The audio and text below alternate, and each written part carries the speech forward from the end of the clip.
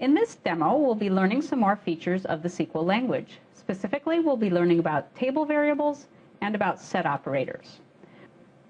We already learned the basic select statement, which can be quite powerful for writing queries, but we'll learn some constructs in these demos that will give us even more expressive power. The first construct is table variables. Table variables are in the from clause, and they actually serve two uses. One is simply to make queries more readable, as we'll see, but a second purpose is to rename relations that are used in the from clause, particularly when we have two instances of the same relation. And this is exactly what we needed in the relational algebra when we wrote joins that included two instances of the same relation. The second construct we'll be learning, actually a set of constructs in this video, are the set operators. And we'll be learning the same three set operators we had in relational algebra: the union operator, the intersect operator, and the except operator, which is the minus operator. We'll be doing a demo, and the demo will use the same college admissions database that we've been using in previous demos, where we have tables about college information, and students applying to colleges. Let's move to the demo.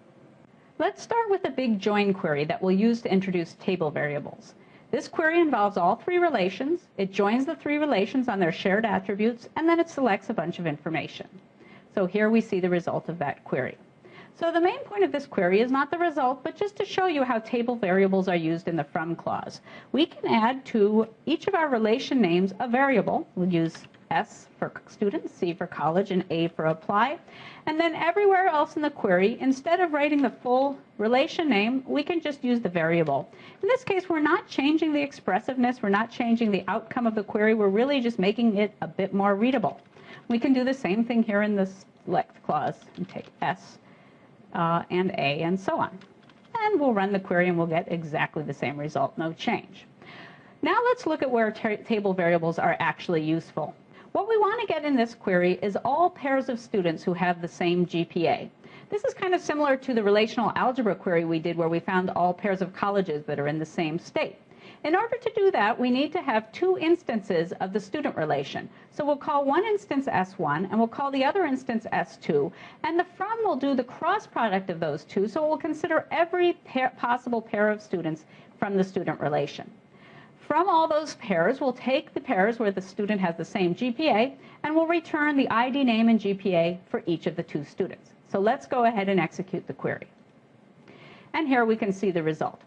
Now, this result is exactly what we wrote. It literally is every pair of students that have the same GPA, but it might not be what we intended.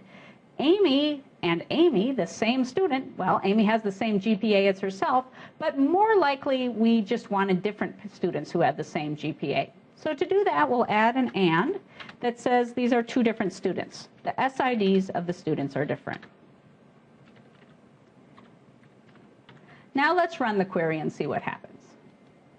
Now we see that we no longer have Amy and Amy, and every student is paired with a different student. We do have two Amy's here, but don't be alarmed. This Amy is 123, and this Amy is 654. So things are looking quite a bit better.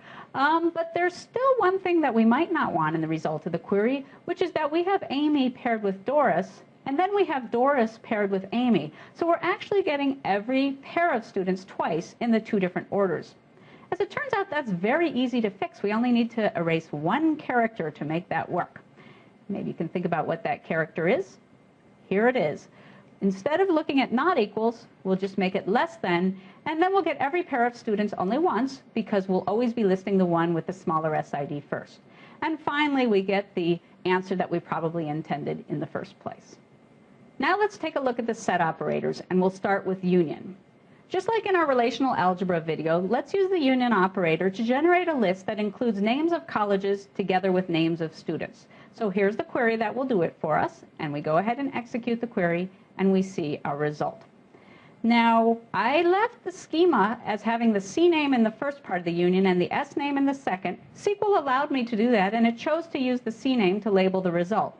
If I want to unify the schemas of the two sides of the union and give a new label for the result, I use the as we saw earlier, for renaming attributes in the result of queries. So I'll add as name to both sides of the union, run the query, and now I see name in the result. Now, one thing you might have noticed is that this result is actually sorted. We didn't ask for it to be sorted, but for some reason the system sorted it for us. and I can actually explain why that happened.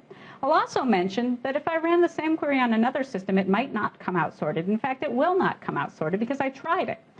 Here's the deal.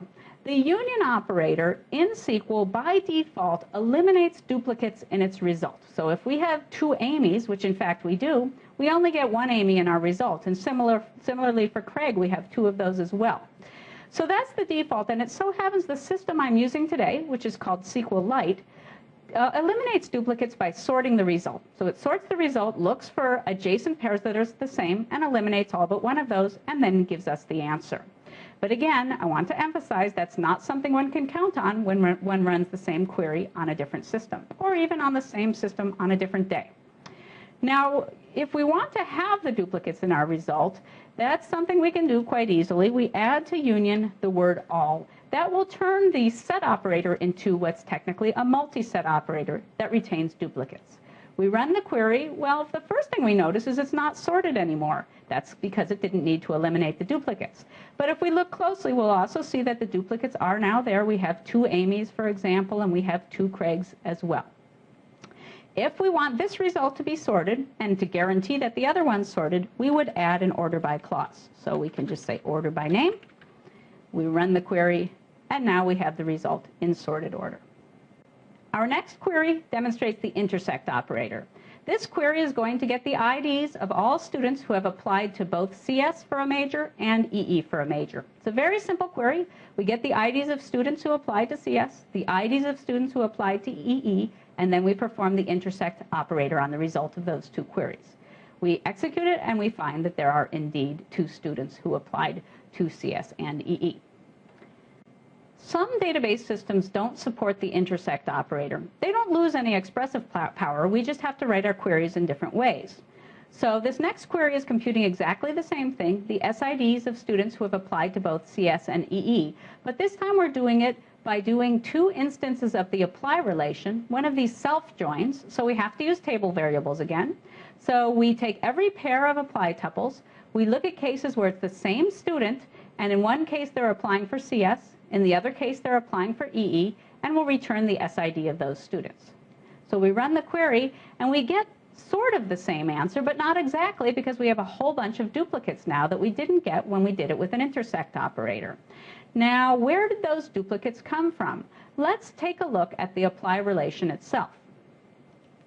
Here we see that student 1, 2, 3 applied to CS, and to EE, and to CS again, and to EE again. And we're going to get all pairs of 1, 2, 3 tuples where one pair of the tuples is CS and the other is EE. So we'll get CS with EE, CS with EE, and so on. Going back to our query result, here it is, we can see that we got the 4 1, 2, 3s when we ran the query. Well, that's easy to get rid of. We just write select distinct, and that will get rid of duplicates, and now we're back to our original query result. Now, instead of finding students who applied to both CS and EE, let's find students who applied to CS but did not apply to EE. For that, we need the difference operator. It's called difference in relational algebra. Sometimes it's called minus. The word that's used in the SQL standard is the word except. So here's our query. We find the student IDs who applied to CS, and then we take away from those the IDs of students who applied to EE. We run the query, and we find that there are 3 students who applied to CS and not to EE. Some database systems don't support the except operator either, and here things get a little tricky. So let's try to rewrite that query without using the except operator. So as a reminder, we want to find students who applied to CS but did not apply to EE. So here's my attempt at writing that query. I again do a self-join of apply with apply, and I find all pairs where it's the same student we're talking about, and the major in one of the tuples is CS, and the major in the other one is not EE. So that looks pretty good. Let's see what happens. Whoa, we got a lot of results. Okay, well, that's probably just that problem with duplicates again. So let's just add distinct and go for it. It still seems like a lot of results. Let's go back to our previous query that uses except, and then we found that there were 3 students in the result, where here we're still getting 5 students in the result. Well, if we think about exactly what we wrote is finding all pairs of apply records where it's the same student and they applied to CS in one of the pairs and they didn't apply to EE in the other. So it could be, for example, biology or geology. But the problem is that when we consider these pairs, that doesn't mean there's not another pair with the same student where they applied to CS and EE. All this is actually finding is students who applied to CS and also applied to another major that's not EE. So that's quite different from the query we're shooting for.